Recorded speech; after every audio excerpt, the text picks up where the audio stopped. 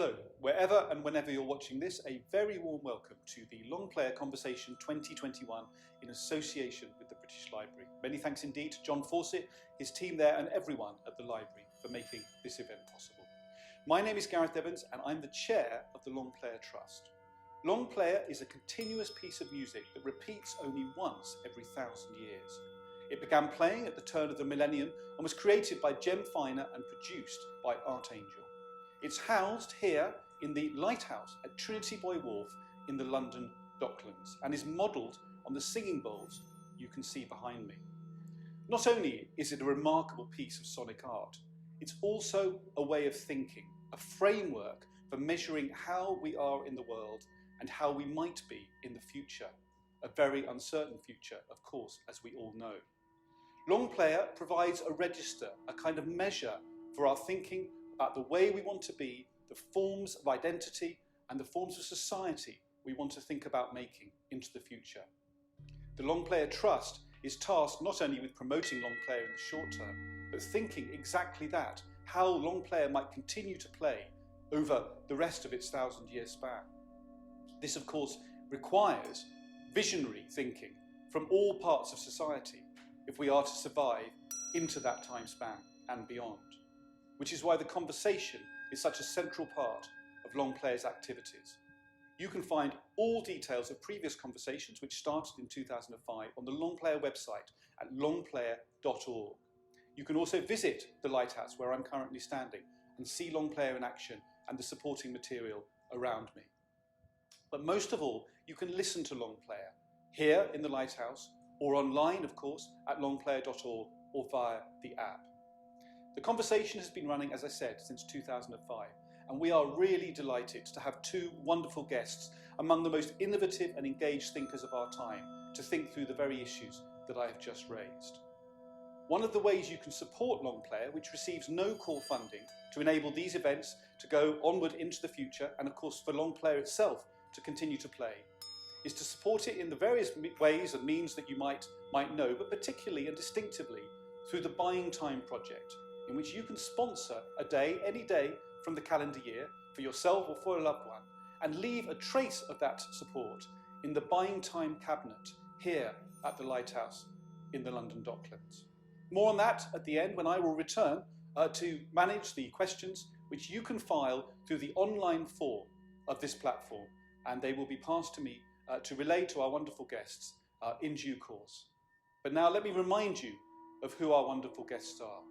We are delighted to welcome, of course, the artist, the author and the academic Denise Ferreira da Silva, and the scholar, writer and cultural collaborator Timothy Morton. They will be talking about social and ecological justice, about deep time, about the Anthropocene, and about exactly what we have been mentioning already, Longplayer and how it can think for us about these crucial issues, which really are at the heart of our societal future. I'm very, very glad that you can be with us for this very special conversation. And now, please, wherever you are, do join me in welcoming Denise Ferreira da Silva and Timothy Morton. Well, hello, everybody. I'm so deeply honored and touched to be part of this conversation with my good friend, Denise. We've known each other for about 4 years, but let me introduce myself first, and then Denise will introduce herself. When I do this, normally I say something like, hello, my name is Tim, and I write sentences about ecological awareness, which makes me sound like I'm in Alcoholics Anonymous or something. But in general, people call me a philosopher, although I wouldn't dare to call myself that, actually. I think what I would say, though, is that the word philosophy is actually made of two emotions. You know, it's the word love and the word wisdom. And if you had a choice between, you know, wisdom is a series of ideas on a fortune cookie, or wisdom is a feeling, I think you would have to go with wisdom is a feeling. And I know that this is not normal, you know, like normal regular philosophers are all about having really big ideas and, you know, comparing the big ideas with the other people's big ideas. But for some reason, I can't do that, or I won't do that. And for me, the philosophy is all about movement. You know, the word emotion implies a kind of movement. And it's almost like you're driving down the Wisdom Street and there are the lampposts, and the lampposts are called ideas, but you don't want to like concentrate on them too hard, otherwise you might wrap yourself around one. At least that's my sense of things. Let me introduce you to Denise, who's going to tell you guys a little bit about herself. Hi, hello, hi, Tim. Thanks for introducing me and for this conversation. So I am an academic, I think. I've been for a while now, and also a practicing artist. Yeah, philosophy is also part of my craft, but I get at it from the other way, which is not an opposite way, it's just another way through the thinking. So, and through the thinking, from the thinking about something very or apparently minute to the think of things so abstract that no one really cares about them. Or perhaps they say they don't care about them. So, and that move from the minute to, to the very abstract is present and informs pretty much all the work I do, from the films in collaboration with Arjuna Neuman, through the Sensing Salon practice with Valentina Desideri, but also that collaborative practice that we, have in the classroom with graduate and undergraduate students. But there I am mostly interested in, getting them to exercise their thinking and their curiosity, and hopefully bring some elements that they had not considered before, so they can continue and amplify and narrow or expand the conversations they engage in however they wish. Now, Denise and I have prepared a little plan for this evening, and I feel like it might be Denise's turn to ask me a question that I'm going to address, and then I'll ask Denise something and we'll proceed from there. How do you feel about that, Denise? I feel like it's an excellent way of going about it, especially because the question I have for you is about thinking. And it is about the trajectory of your thinking. But let me quote from Ecology Without Nature, which was published, 14 years ago, I think, a while ago, isn't it? And I would like to quote from that book because it's been very important in my own way into ecological thinking. But then there is something about the thinking itself. So I'm quoting from page 12. Instead of lumping together a list of things and dubbing it nature, the aim is to slow down and take the list apart, and to put into question the idea of making a list at all. Ecology Without Nature takes seriously the idea that truly theoretical reflection is possible only if thinking decelerates. This is not the same thing as becoming numb or stupid. It's finding anomalies, paradoxes, and conundrums in an otherwise smooth-looking stream of ideas. So I thought that it would be great to start the conversation with you commenting on the trajectory of your thinking since Ecology Without Nature. So what happened? How has it moved? How is it translated? Where have you gone? And I'm asking because right now there is this sense of urgency, right? This sense of very little time or no time, and of being out of time, being too late in regards to addressing global warming. And then at the same time, there is the Longplayer, which is going to be playing for so many, many, many years to come. How is your thinking between, right now, or maybe too late, and then this expanse of 1,000 years that the Longplayer will be with us? Gosh, thank you so much. That's a beautiful question. And when I say decelerate, I'm taking the advice of my old friend Jacques Derrida, who used to say to his graduate students that the most important thing is to slow down. And of course, since then, actually, I feel like my thinking has slowed down even more. To some extent, I was kind of skimming over some things when I wrote that book, Denise, and a little bit that was because I wanted to get published, to be honest with you, that it was important to get through some kind of metal detector into the VIP lounge of being a published author on this topic.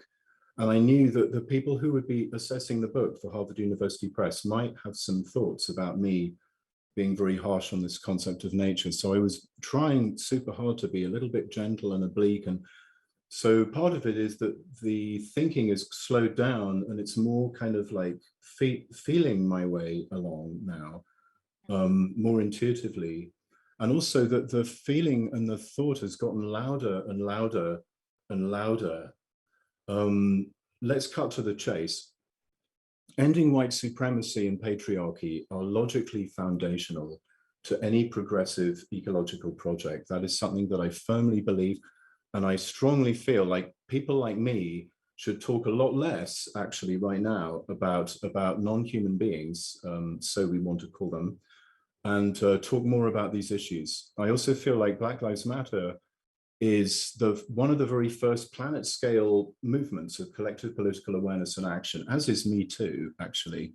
And that this is very good news because, you know, just in time for collective political awareness and action to be happening on the climate catastrophe, we have something in the world that is just as big as transnational corporation or transnational religion, both of which in their ways are responsible for some of the big problems that in which we find ourselves.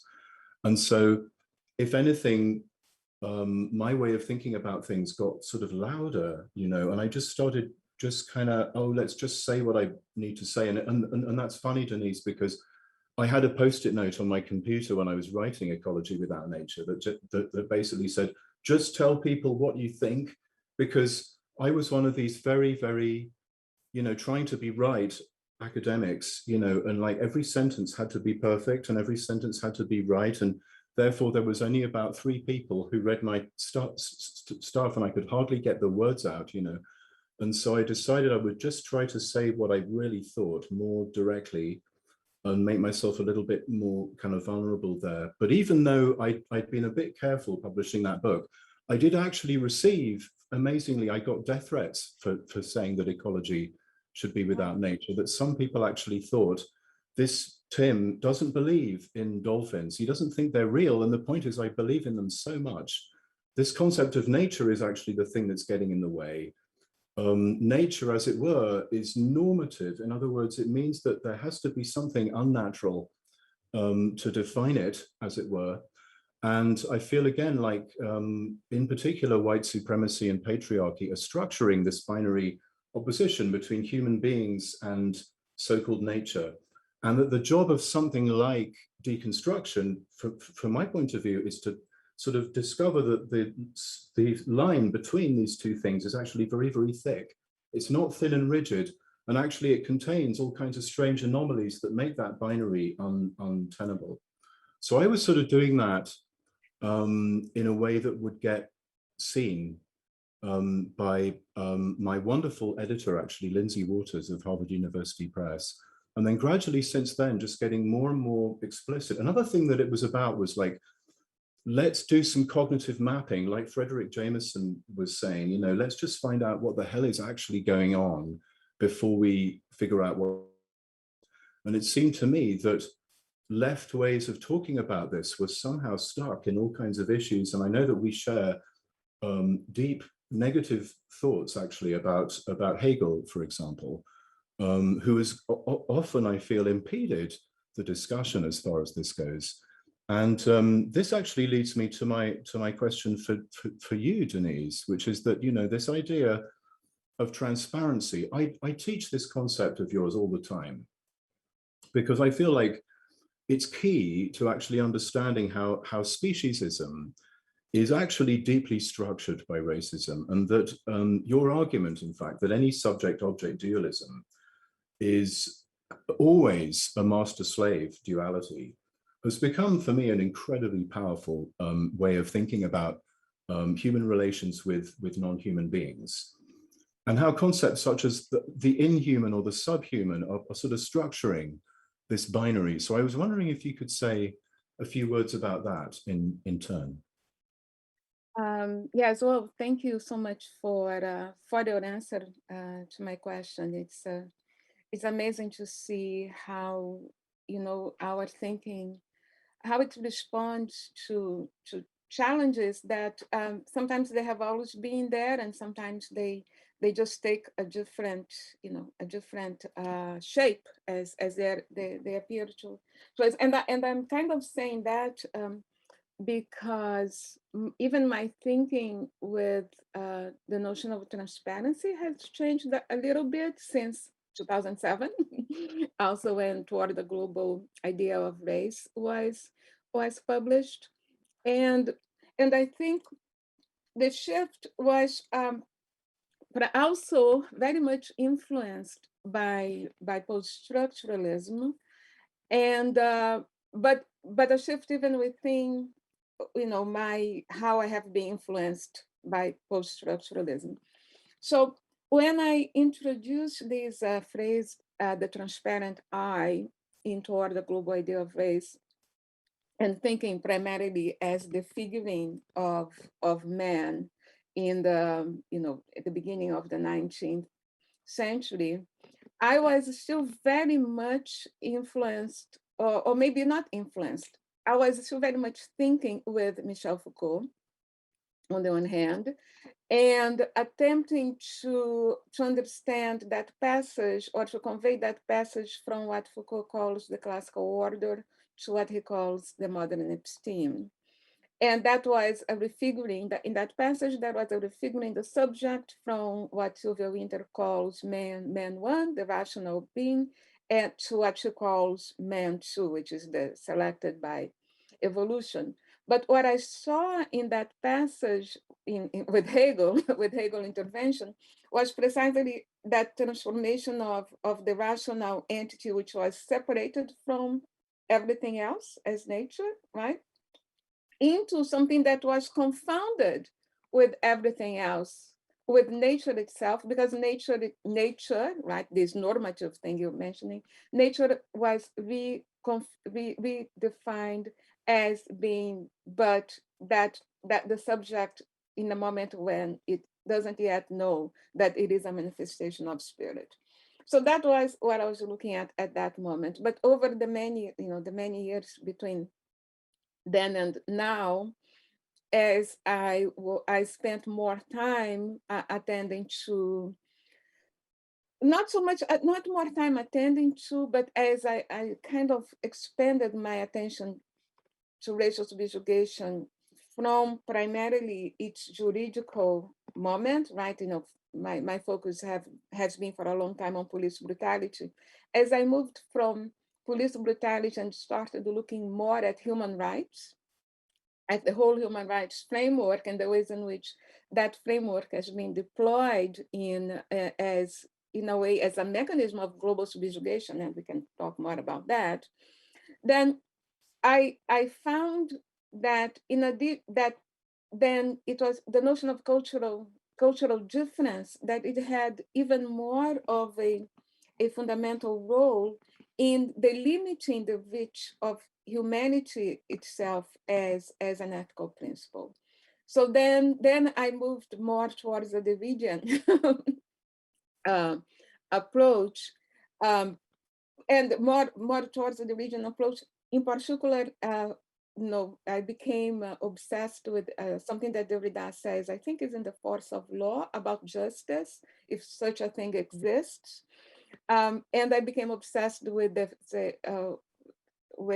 move towards asking, instead of asking, of stating if such a thing exists, considering more the impossibility of such a thing as justice, as global justice, as also such a thing as social justice, global justice, racial justice, precisely because the concept that animates our notion of justice, humanity, it's not only it refigures that, the thesis of transparency, humanity is still the transparent I, but in addition to that, as it works with the tools of raciality, it also reproduces these others, right, which, these other varieties of humans, but then at the same time, reproducing that distinction between the human and nature, which is so crucial to ecological thinking, right? Which is, as you, that which you refer with the term speciesism. Yes, I think that's. Well, this concept of justice brings up the notion of the future, and maybe there's two different kinds of future on the table, roughly. There's the future that we can predict, and then there's the possibility of the future, the possibility that things can be different. And oh my goodness, we are living in a moment in which we could really use some sense that the future could be different from the past, because, look around you, the capitalism and so forth is munching down the biosphere to nothing. And people need a sense of things could be different, that in fact there are alternative ways of being. And so I deeply respect anybody who wants to hold open this doorway or this gateway. And yeah, to me, it's beautiful how you put it, like the possibility of justice in a way is more, what's the right word, fertile or creative than any instance of justice. This kind of goes all the way back to Plato and the way that he made Meno's head explode by saying, you're just giving me an example of justice, whereas in fact, this is a concept that transcends, but then on the other hand, it can't transcend this world. Otherwise, we wouldn't be able to enact it at all. And so it's a beautiful, paradoxical, and very important concept, I feel. And, if Longplayer means anything, it has to do with opening up the possibility that things can be different rather than repeating the same. And we're sort of hoping that people will be able to visualize the future. Even visualize anything would be good right now. Things are so sort of beaten down. I talk a lot to Extinction Rebellion youth, and they feel like very, very upset all the time, and like how to help people, all people, like feel like they can get out of bed in the morning and actually do something in the name of this justice. But isn't it, well, it's good you brought Extinction Rebellion and the issue of time, right? Because justice as a concept, it's out of time, but it is in time, right? It's justice is to come, right? But because it's to come, it is in time, and it is also to come in the space, into the place in which we are.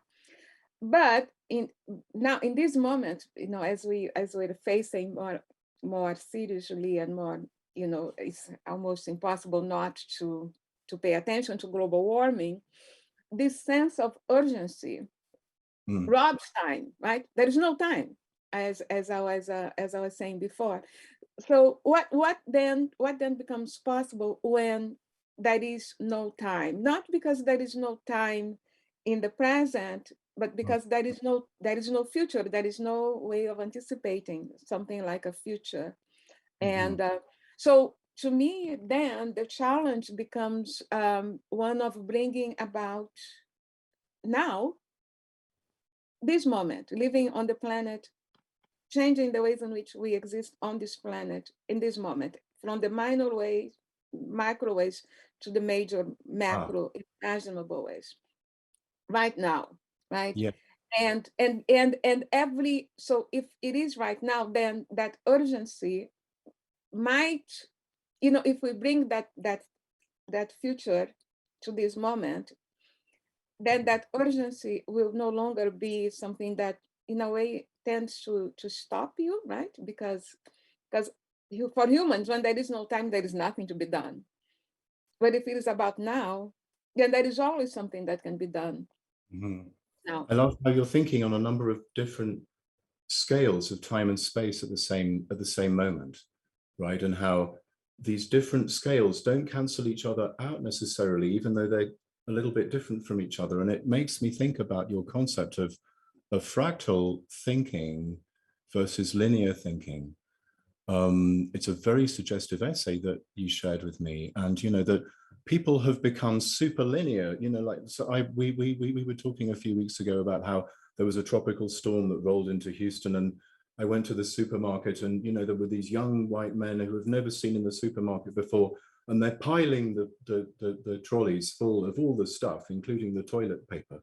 And it sort of occurred to me that this toilet paper was a symbol not only for maintaining this barrier between the inside and the outside, but also a kind of reenactment of the primitive accumulation, right? Like, let's just get this huge pile of things and then we can automate it.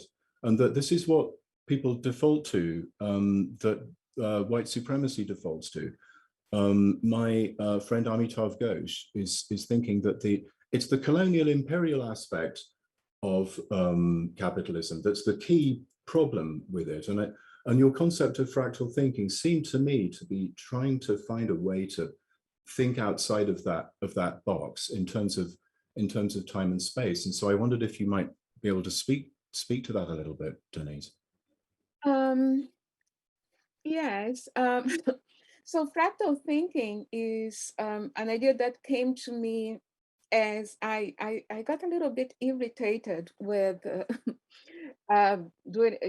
with some contemporary philosophers who will remain unnamed, as they were commenting on the European refugee crisis, like about 5-6 years ago, and they repeated these our general understanding of time as not only as linear, but then at the same time as as made out of those different moments. And then once something stops, then it's ended and it stays in the past. So there was something called colonialism, and then it went away. It's there, no, irrelevant. There was something called slavery. It ends, was that, etc.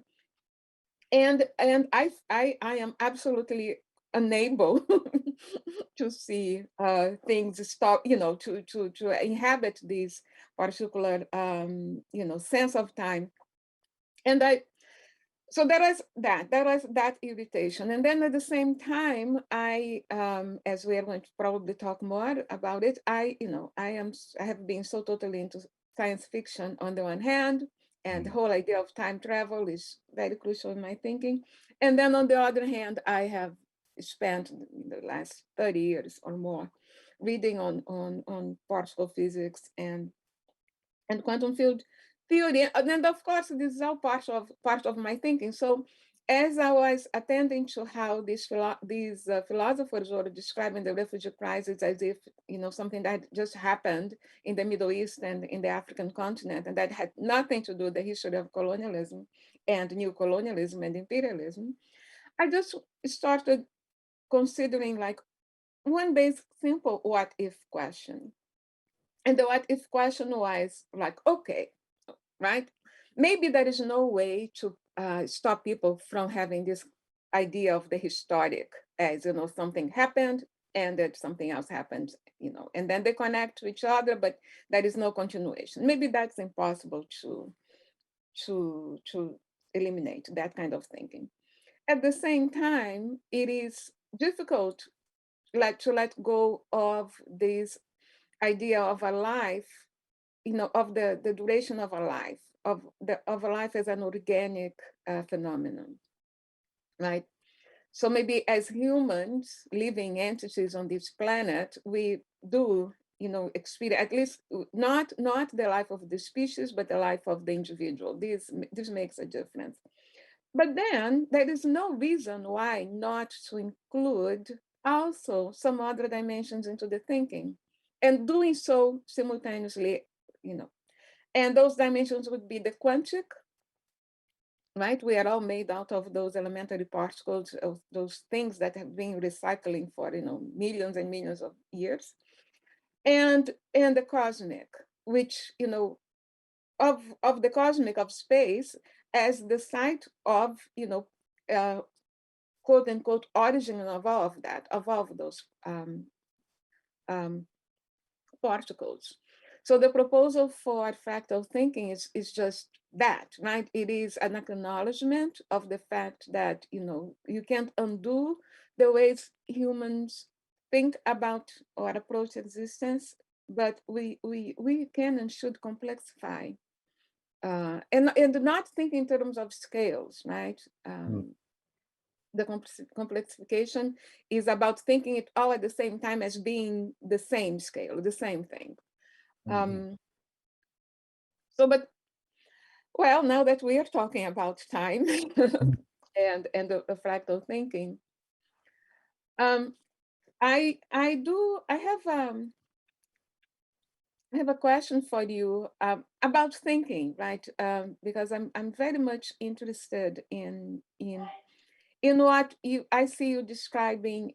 You've described as liquid thinking, or I mean, you talk about liquid fluid space, but and then here I'm obviously commenting on spacecraft, which is a book that I like very much. And then I just mentioned to you before we started that I spent more time with Star Trek, so the reference to Star Wars I had to remember them, but still we're like in the same thing. But I also love the fact that you are thinking with Luz Irigaray. She's, a favorite, absolutely favorite of mine. And but I think in your thinking, as it appears in the book, I can find that, it is your book. So, it's Timothy Morton in there. But I think you're bringing something else to object-oriented ontology. Something that seems to me is more, does a better job in the dislodging of the subject, of the transparent I, the thinking subject. And it, of course, it has to do with your, the moving with feminist thinking, non-European, sub-Saharan African philosophy, and the non-binary approach that you highlight. So yes, I'd like to hear more about this non-binary thinking, and that you call fluid and liquid. Can you share with us? Oh, for real, I would be honored to do that, and it's a delight that you're reading this book, which is my excuse to talk about not only Star Wars, which I saw the premiere in London in 1977, but also, unfortunately, and to a greater extent, more weirdly, The Muppet Show, which I think of as a kind of strangely post-human thing.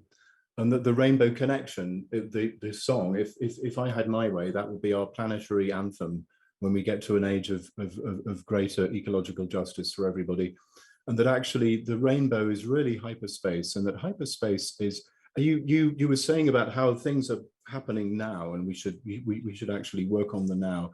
And this beautiful concept I feel in Afrofuturist art, that hyperspace is sort of everywhere, right? And the idea is just how to find it. It's sort of, it's under this computer here. It's sort of behind the screen. You just have to figure out how to locate it. Then you can zoom, because truly, actually, linear time, this notion of being in a box is really just a tool, right? Like, you're some kind of European colonialist person from 16 something, and you want to voyage around the Cape of Good Hope to get to the so-called Spice Islands. So you're going to invent perspective geometry to do it, and you're going to invent a certain time scale having to do with stock trading to fund it. And that's just a tool, and you can sort of scale this notion of time to any size you want, depending on the task that you want to accomplish at the expense of other life forms, usually. And you bring up this notion of a human life, actually. I find it very moving. And I too am fascinated by the cosmic dimensions of all this. And it's something I love in the way you think. And the fact that, in a funny way, if the universe truly was mechanical, if as you say, a historical event happens here, and then another one happens like sort of dots on a Wikipedia line, if it was true, then in a way life could never actually happen, because to some extent life is a quantum theoretical thing. It's slightly reversing entropy, And if time was always going in a line like this, there would be no life forms. So in a funny way, it's like life itself is saying something true about the structure of the universe, which is that it is a non-mechanical, and that in fact the notion of life is not a biological concept actually, nor indeed a juridical concept of life, but is in fact this kind of oscillating, vibrating, trembling quality, which I find extremely attractive about the quantum theory, that is basically saying that, you know, fundamentally things are more like what we think of as liquids than they are solids, and that actually the world is not made up of little cogwheels that are kind of manipulating each other, that in fact it's much more like fluids. And you bring up Lucia Irigaray. I read everything she wrote along with Julia Kristeva before I went to Oxford University. And of all the things that I studied in my literary theory class, it was those people who at that point were called French feminists, but I would prefer just to think of them as French philosophers who happened to be writing in the late 1960s. There was a deep, profound influence on me. And, you know, this idea that to be a thing is to be more like a liquid than a solid, that it has no way to completely grasp or appropriate a thing, which doesn't mean that this thing continues underneath the appearances, no matter what, which I take actually to be a profoundly violent concept, that actually what it means is that things are fragile and finite, but they are also profoundly opaque, if we want to use a word that I find very attractive in the work of Glissant, you know, that this notion of opacity, that you can never actually appropriate it with thinking or with eating or with making a picture of, or as using an example of in a conversation with Denise, a thing, whether that thing be a spoon or a galaxy or an idea, and that really time is kind of like a liquid that kind of like sprays out of things. I happened to be in the Orangerie in Paris 2 weeks ago, and I was looking at the amazing Monet paintings there, and they were in a sort of oval, right? And they kind of surround you, so you cannot see them all at once directly. And they have the same dimension, strangely enough, as the hyperspace slit scan tech that produced that effect in the movies. The fascinating thing for me is that this image is actually from African philosophy. I don't know whether George Lucas directly appropriated it, but this concept of kalunga in the Congo philosophy is a concept of a liquid that is between worlds, and it is like a blue liquid in color, like the inside of a spiraling shell. And it is exactly, it's not the 2001 hyperspace, which I think is basically Versailles. It's not this kind of militarized hyperspace. It's actually a kind of the utopian quality of a time without work, of a sort of unworking time where you can relax and be quiet, and there's all kind of fruitfulness in there. So I'm very glad that you brought up this image. Yeah, I love the, you know, that you recalled, you know, this, I call it an image of existence, right? Recall the image that these elemental things, the particles, they are vibrating, right? And they are vibrating at all the time, right? And because they are vibrating, as they are vibrating, they are also, you know,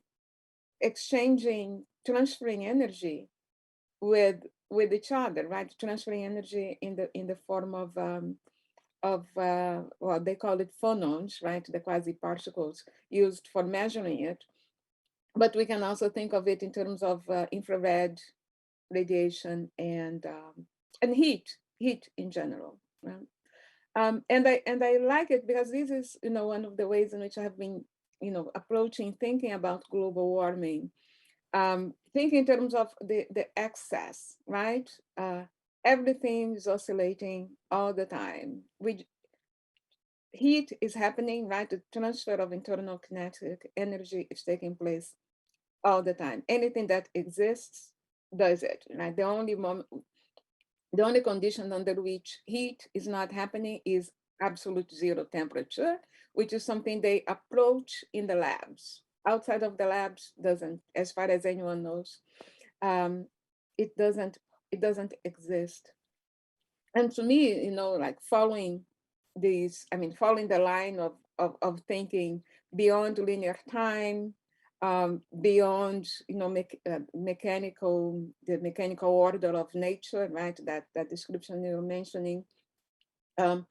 One could, you know, at this moment, right now, just also, you know, take, oh no, appropriate, take and I don't even know exactly what the verb is, but maybe exist with that image of heat, you know, of heating taking place, which means basically that also that one thing transforms and transfers and or transduces into another, you know, pieces of us like circulating at all this time.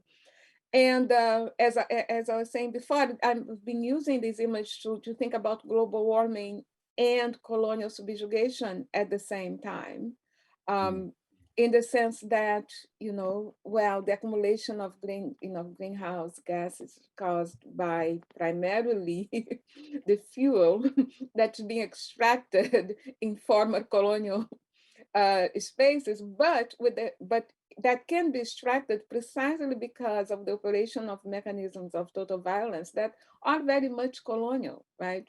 Mm.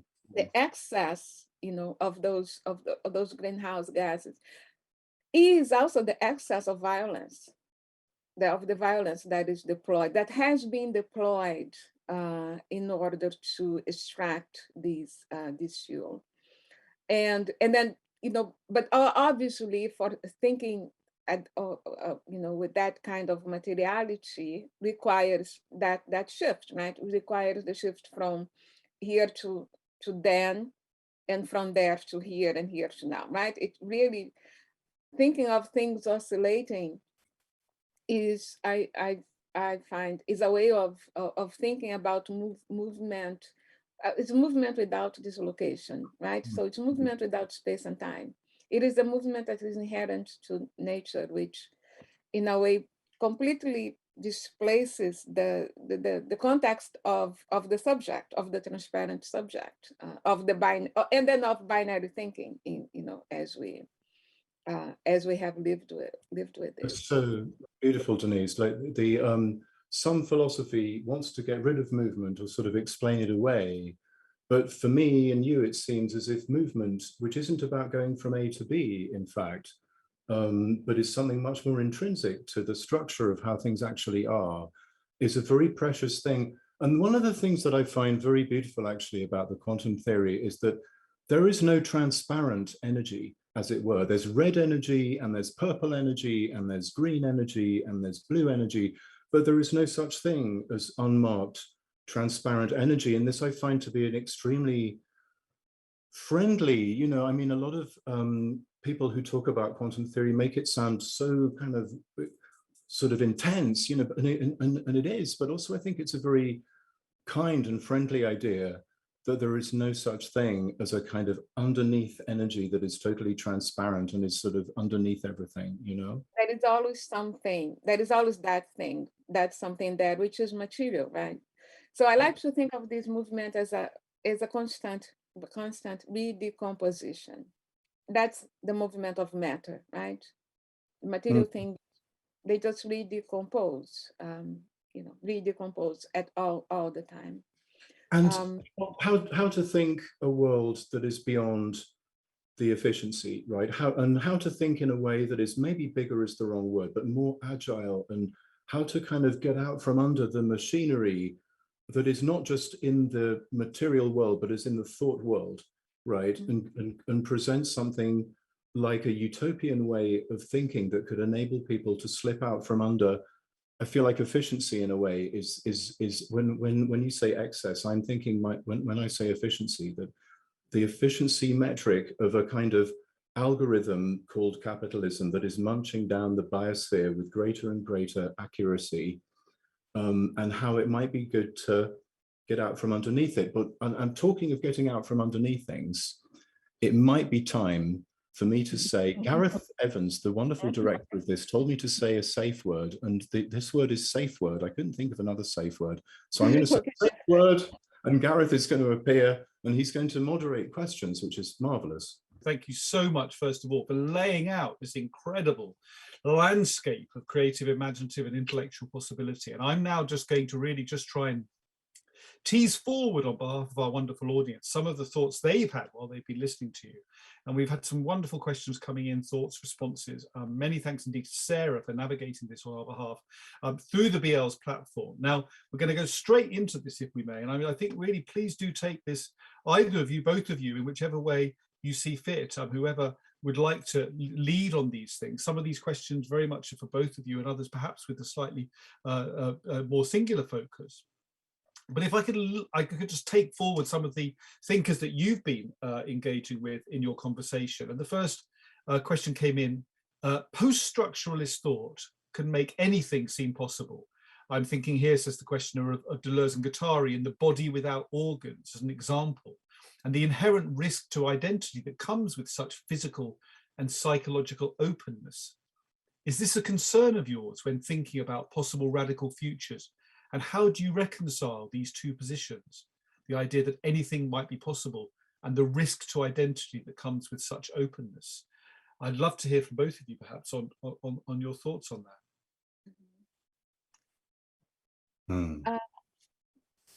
Shall I go? Okay. Thank you, Gareth, for moderating this part of the conversation. It is, isn't it? It feels a bit scary to think at the same time that it is possible to think in such a way as to not rely on any given solid, quote unquote, solid firm basis. But then we should also remember that the very notion of identity, the very notion that different things, including the humans, are to be identified in one possible way, in that one single form, through that one single form, be that a category or something else, or the place of residence, to make it simple. To me, is also it's has to be taken into account, right?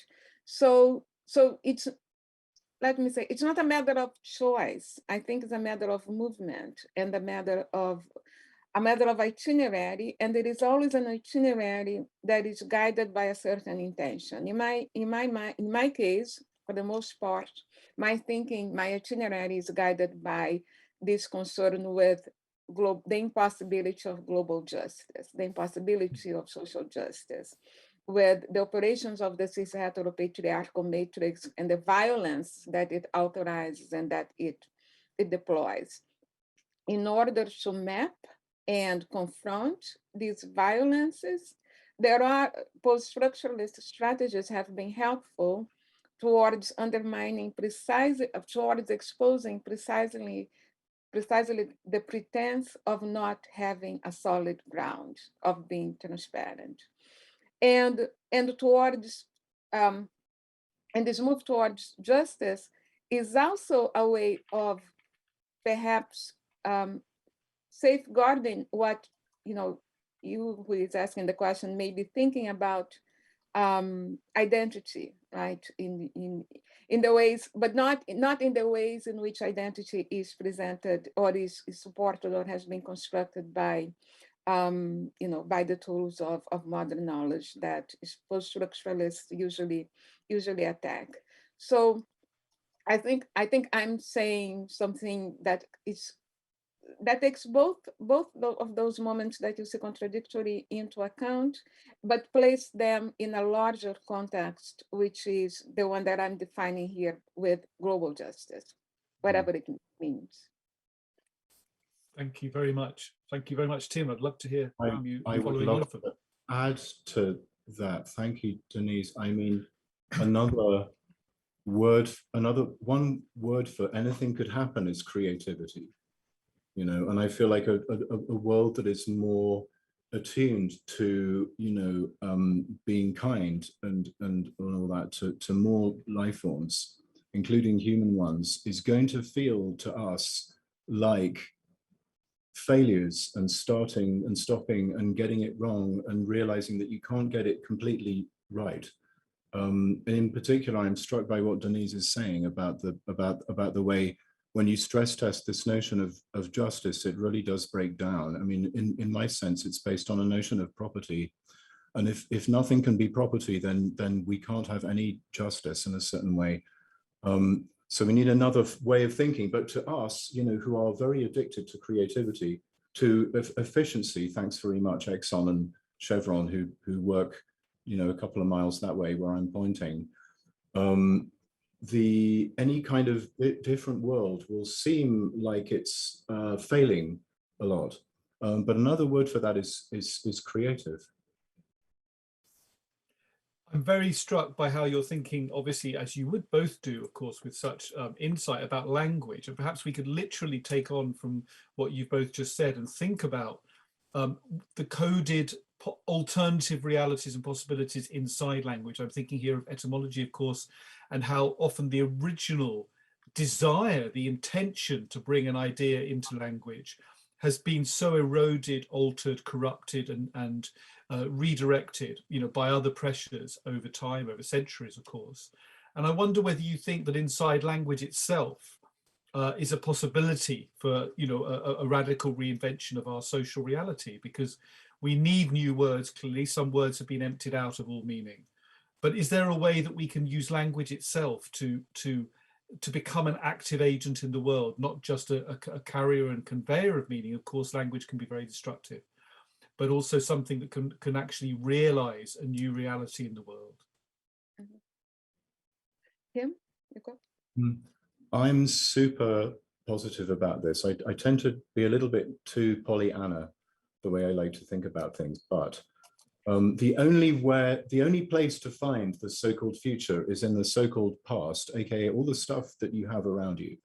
From a certain point of view, words are really just the past, right? And fascism, which is arising all around the world very scarily as we speak, is really an attempt to find some kind of deep meaningfulness in the past where you will never find it, in some little fragment of some meme-like or tweet-like thing that never will contain anything like a meaning. And that is why, from a certain linguistic point of view, the fascism is extremely violent.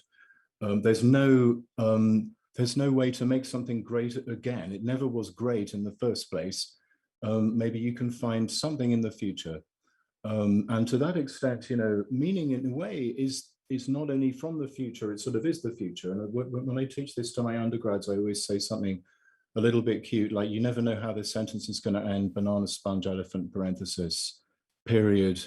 And so, you know, the meaning and the words are actually overlapping. The meaning is not different from the words. And it's a problem with patriarchal logic that we have this idea that meaning is here and the words are here, or false is here and true is here. But really science, which would also be, you know, non-religious world altogether, including the so-called Paleolithic world to a certain extent, is all about how true and false are kind of overlap all the time, so that actually the future and the past kind of overlapping. And so I'm very, I don't know what the right word is, but I feel like, yes, of course, it's our duty, in fact, to try to find it in the language.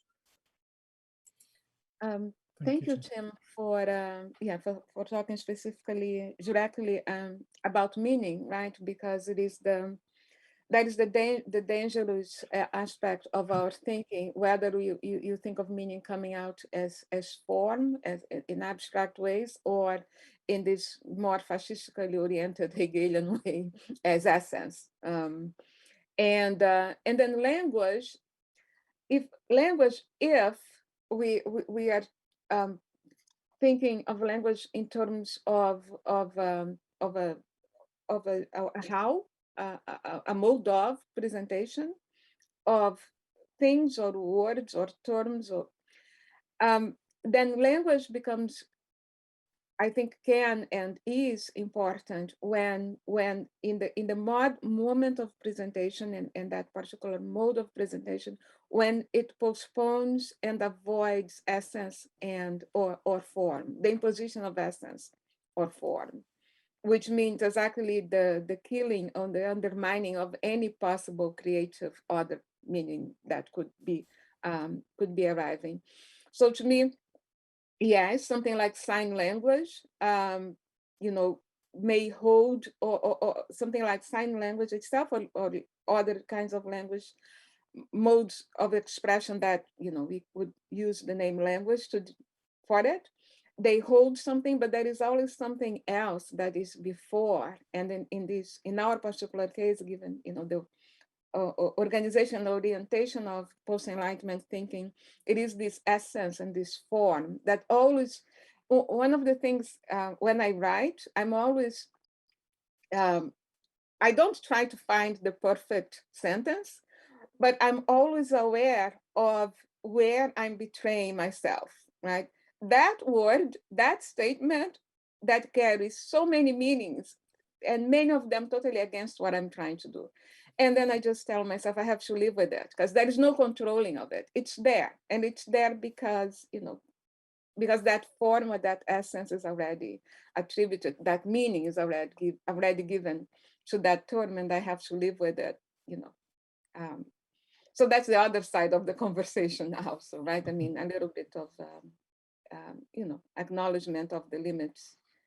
What you said, Denise, made me think about the notion of listening. That to me, sort of words are like the receipts in a way that come out of the, I don't know what, the cash register of some kind of listening process, and that acting is in fact not a kind of big, bad, cutting into a continuum, but is in fact made up of little tiny, if you were going to put an action around a particle accelerator, you might find that it was made up of little tiny quantized little energy wave packets of appreciating things, and that actually attending to and listening is how you act. At least the times when I've been in a band have all been about how act when you're playing music with somebody. It means you're listening to them, and you're listening to your musical lineage, and you're listening to your instrument, and that this binary between doing a thing and attending to a thing also is part of this binary on the left between so-called incrementalism, which is coded as kind of feminine, and like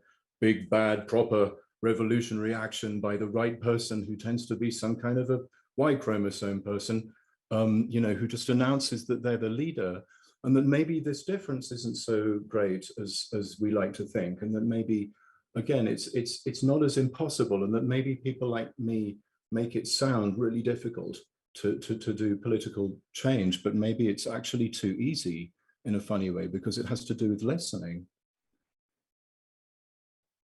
Thank you both. Again, we're sowing seeds here for future thought and conversation. So many ideas coming, as I would expect, of course, out of your wonderful responses. Now we have some other great questions coming in from the audience. Many thanks indeed for these. Thinking about thinking, which is what both of you have been doing in your conversation this evening. Could you talk a little bit about how imagination can be seen and can act critically as a way of thinking, a dimension of thinking? Because for this particular audience member who was amazed by the conversation, the feeling, the emotion, the atmosphere in what you've been communicating suggests, if you like, imagination in action. And I wonder how imagination plays off and in dialogue with thinking as a proposal forwards. Okay, I'll go first. And thank you for the question.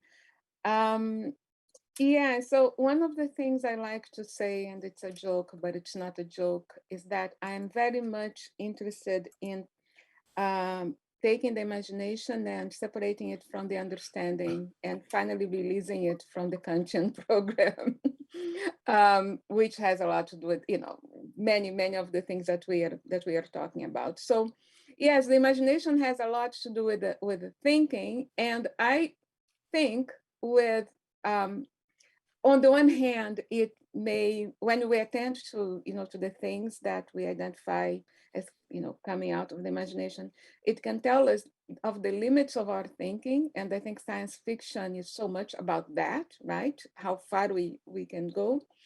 But then at the same time, there is the possibility of a bridge as we move away from determination, as we, move away from the attempt at saying that something is that thing, and it is that thing alone for this reason alone, thinking in terms of causality, or in some movements of determinacy.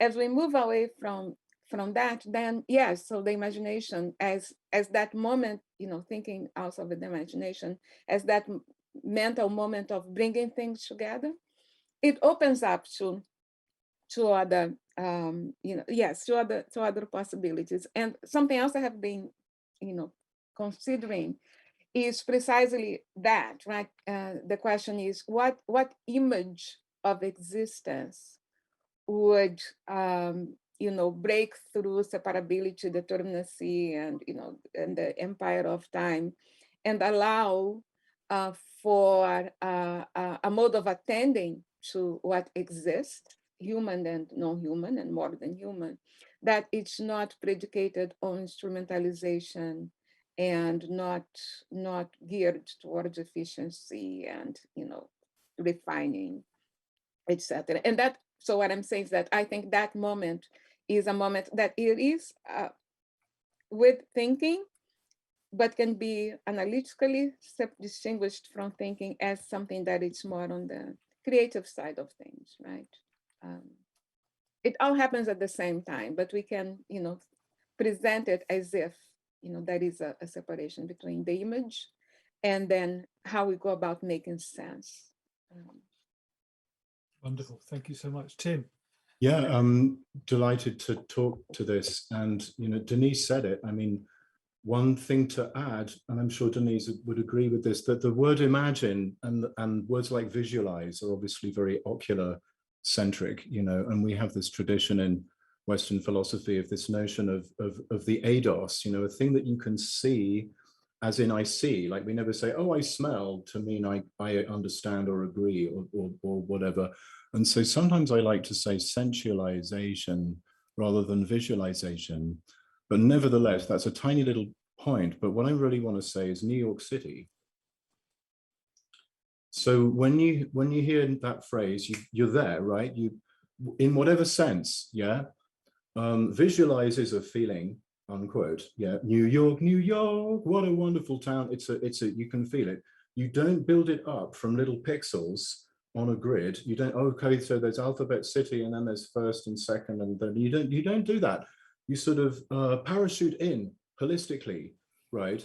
And this is a quality of what Denise is calling thinking that is actually terribly, terribly important, and has to do with, again, this the possibility of the future, actually, that we're not completely limited to just kind of grinding our way through the desert of pre-existing stuff, that in a way the concept of imagination is in a certain way unalienated sentient being superpower, that a lot of, so patriarchal religion makes the imagination be part of, I don't know, some kind of invisible white guy with a beard in the sky who mostly wants to kill you most of the time, and our ability to visualize anything at all is under attack right now. And I would almost want to say, just the sheer capacity to visualize is a very precious thing. I'm a student of Tibetan Buddhism, and visualization is very, very important for that. And it's not because you're picturing something, but because you're actually feeling something and evoking something, that it is in fact a kind of movement. And the visualization has a kind of evanescent, shimmery quality to it, which is actually terribly important. We tend to think that ideology is sort of everywhere, and it is, but that doesn't mean that it's everything, because just off the corner of your eye, as it were, is this kind of shimmering mirage quality of things are really still moving. you know, no matter what concept is saying they are. And so I think imagination is speaking to that quality, you know, which seems incredibly weak, maybe, or fragile, but is in fact an amazingly powerful force, I feel, once we figure out how to tune to it. Tremendous. Thank you again, as always. We've got 4 more questions, and obviously please feel free to answer them each or both of you as you see fit. Thinking forward a little bit about this idea of how our thinking enacts itself in the world, and also what you've just said, Tim, about visualization. One of the ways we've obviously encountered the world visually and, you know, sensorially over the last 18 months or so is through screens. And a question here about the medium itself of communication and exchange at this point. Does the medium, the media, in this case, let's say Zoom or a platform as we're on, insisting as it does on the singular, the subjective, the individual, constrain the capacity by definition for a larger, more polyrhythmic and fractal form of thinking, as you both discussed? If that's the case, what can we do about this? And how can we disrupt the very medium that allows us to communicate with each other, but at the same time, of course, insists on maintaining its own status quo? Shall I take this first, Denise? Any excuse to have a good old moan about Zoom, right? I mean, here we all are in our little squares doing this kind of Muppet Show thing where we're all sort of waving to each other. Not that I dislike the Muppet Show at all. I think perhaps it's not so much about individualism as it is about the, let's say, computational regularity, right? We've got this grid, you know, what's wrong with QAnon? They present photographs of people winking and doing this. And because it's organized by a computer in a grid, people think, oh, that must mean something. There's this minimum of meaningfulness. What is very cool about, say, teaching in a classroom, which I just started to do again, is actually that they, in a funny way, please don't tell the dean because I'll be fired if we put it this way, but face-to-face teaching has less information in it. In Zoom, everything means something, right? There's a little chat box, there's a little square that defines where I am and where Denise is and so on. And everything is kind of hyper significant. And it doesn't leave you any room in a way to do this visualization imagination that we were just talking about. Mm-hmm. That's the problem with it, really, that it is this kind of claustrophobia, because in a funny way, it's richer than non-Zoom space. You know, in non-Zoom space, there's all these things like there's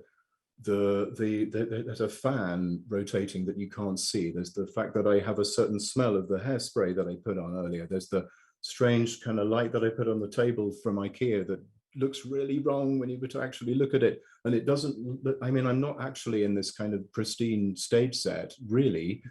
And I think this would be something that Derrida would say, right? That sentences and phrases and ideas are always mediated in some way. And that, you know, knowing that about them is actually part of how to liberate oneself from the oppressiveness of them. Now, I don't know if I can outline a program for exactly how to change Zoom in particular right this minute, but I think what it is to do with an excess of this sort of claustrophobic informationality, to coin a phrase. Yes, I don't have much to add, but just highlighting the immediacy, right? The two things with social media. It is this immediacy, everything is very there, very present, as you're saying, Tim. And then I just say also the fact that it is an immediate interpolation at the level of affect, right? It is about liking, right? It is about, it is almost empty. It's not empty. That little thing that has no meaning carries a lot of affect. How many people liked what I posted on Instagram? And that's something we have to attend to, but it is, but I think it will be, how do I say that? Like, I think like everything else, that will be many ways through which we will, design modes of separating effectively. And this, I think, is very difficult, but it's not impossible.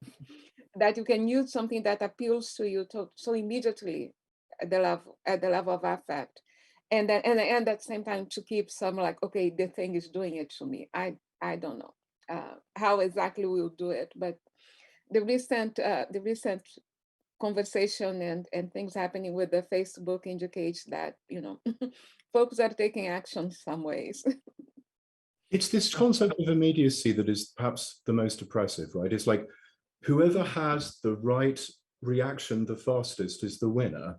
Yeah, therefore the person with the most leisure time is the winner. Therefore the most privileged person is the winner in the Facebook environment. It just maintains the status quo, only sort of automate, you know.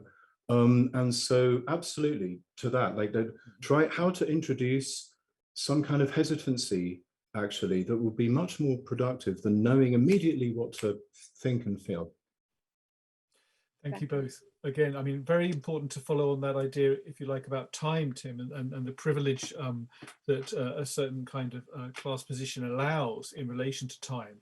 Now, with Longplayer as a framework for this conversation, we are, of course, both aware of its quality in a linear sense. It moves forward for 1,000 years, but it's also very much a project of circularity. It repeats after 1,000 years, and during its own generative development, elements within it are moving alongside each other in a circular frame. So given the importance of time, Denise, you mentioned earlier how important it is to be able to find ways to act now, as opposed to delaying a kind of action into a proposed sort of utopian future, to use my own words here.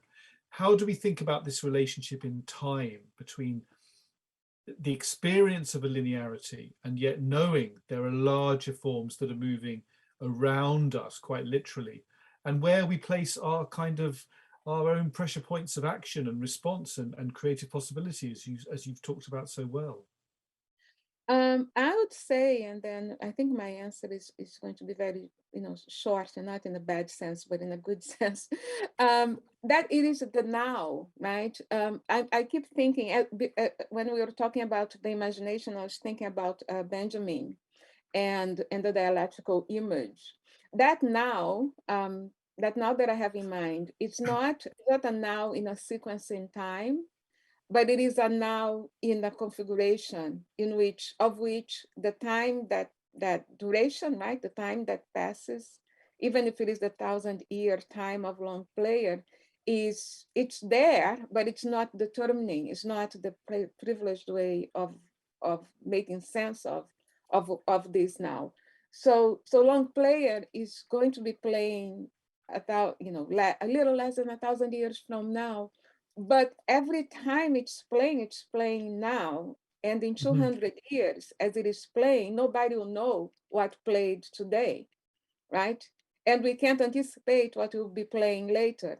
So here, now, this moment. But this moment opening up to the cosmic and opening in up to the quantic and everything else, right? I mean, in this now. So it is not about completely, ignoring time, but it is more about putting time in its place. How to say. Thank you. As somebody who practices meditation, I'm going to say that very hesitantly because actually I'm very, very lazy and bad at doing it. There is in the corporate world right now, the concept of mindfulness, which very much has to do with the kind of time that Denise is arguing against. Yeah, that one fixates actually on a certain concept of time, and then uses that to kind of replace other thoughts, a little bit like the occupied sign in the toilet on the plane. You sort of replace all the other thoughts with this being in the present. This is not the kind of now, I feel, that we're talking about here. And the word I would use is nowness, which might actually be quite like a word that Benjamin uses for this notion of now, insofar as it is a quality. It has a texture to it. It's not just a sort of some kind of abstract point on a line. It's there is a movement inside of it intrinsically. It is not a static dot, but actually there is a feeling when nowness is happening, or you're letting nowness be part of your experience, that things are kind of constantly evaporating, right? That there is not this kind of solid identity that actually, like a sort of piece of dry ice, that your thoughts and your feelings and all your physical being is sort of evaporating all the time. And this is a very useful, powerful thing. And it is not this corporate concept, I think, of a kind of fetishization of a certain kind of clock time. And of course, the corporate world latched onto mindfulness, which is really just a tool that enables you to, realize that something more important, which is a kind of something one might call awareness rather than mindfulness, I think. Thank you so much to our audience, first of all, for wonderful questions. There's much more we could have spoken about.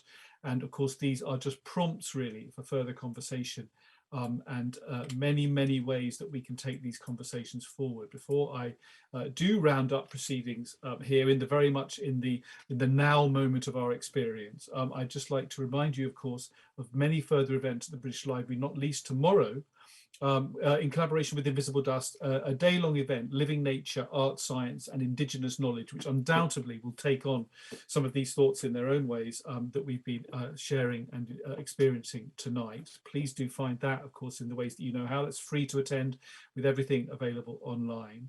Longplayer has a very particular project unfolding right now, available to visit in London, if you are in London, to the 21st of November. Sonic Ray turns sound into light and back into sound in the very real environment of the London Docklands. Please do find details of that on the Archangel website.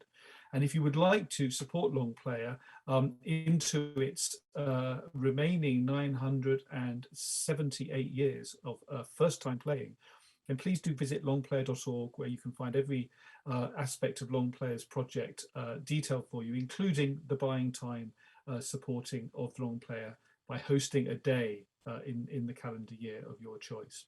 There's much more we could say. There's much more we could say about our wonderful guests, but please do find their books in all the ways you know how. It's been a real pleasure to be a small part of this wonderful conversation. I'd like to thank Rebecca and her team behind the scenes at Unique Media, John Fawcett and his team at the British Library, everyone at Archangel and the Longplayer Trust, especially Sarah, Mike and Ella. But please, wherever you are, raise your glasses, raise your hands, cheer out loudly, and possibly break, as Emma Goldman always advised, into a form of dance. Dance, of course, being a form of your own choice, whatever dance you might like to do so. To thank for their wonderful insights, their presence with us today, and their ongoing incredible activity in the world, Denise Ferreira da Silva and Timothy Morton. Thank you very much indeed, and good night. Thank you. Thank you. Thank you.